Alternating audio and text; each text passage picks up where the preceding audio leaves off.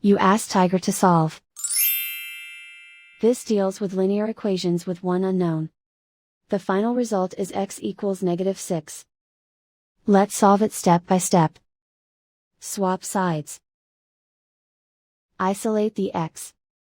Multiply both sides by inverse fraction 3 over -4.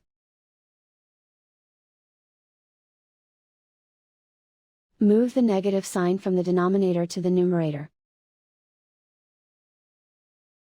Group like terms. Multiply the coefficients. Simplify the arithmetic.